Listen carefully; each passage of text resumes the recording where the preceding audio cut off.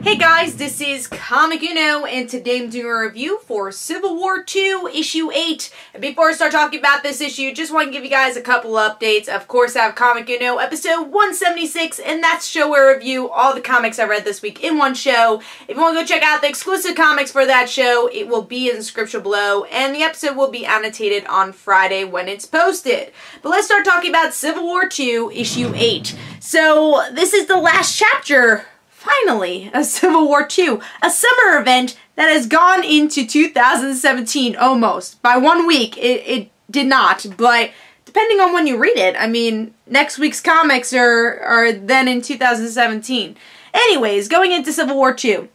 Beautiful cover here, though. We have the lonely helmet of Iron Man, and there's some holes in his helmet, so do we learn the fate of Iron Man? Because all those other comics kind of spoiled it. Kind of. We knew something was going to happen to Iron Man.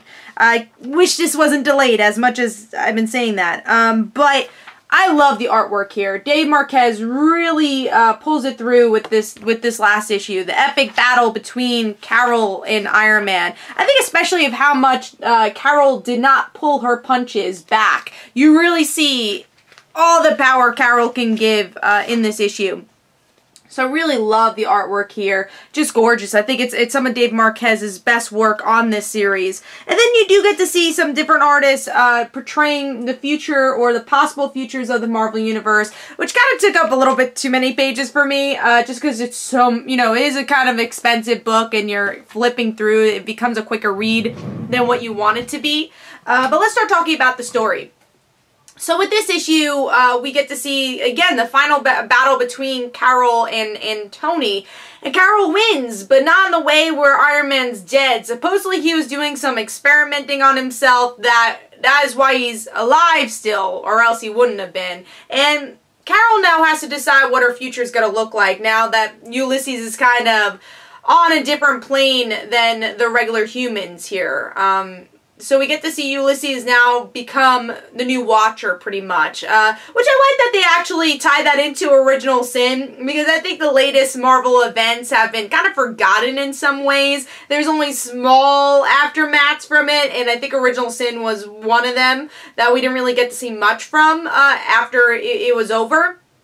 And then Secret Wars, it kind of ended with some ambiguous ending where I wanted more answers. I think here it doesn't give you all the answers, but at least it shows, yeah, Civil War II definitely had an aftermath, which I liked. And we're already seeing in other titles that came out, Captain Marvel being one, Hulk being another, and Champions. It goes down the list that, yeah, Civil War II actually did mean something for the Marvel Universe, which I liked. Again, did not like the delays of this book, because if it wasn't delayed, I think this book could have been one of Marvel's best events in recent memory. But because of the delays, we already knew what was kind of going to happen in this issue.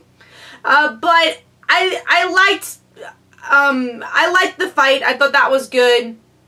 And I like that Marvel is putting Captain Marvel in really the driver's seat here, showing that she's one of the more important, or one of the most important characters in the Marvel Universe right now. And that makes me question, does that mean that Carol might be one of the most important characters, or the center staple character in the MCU? Is that why they're doing it? Because of her movie coming out?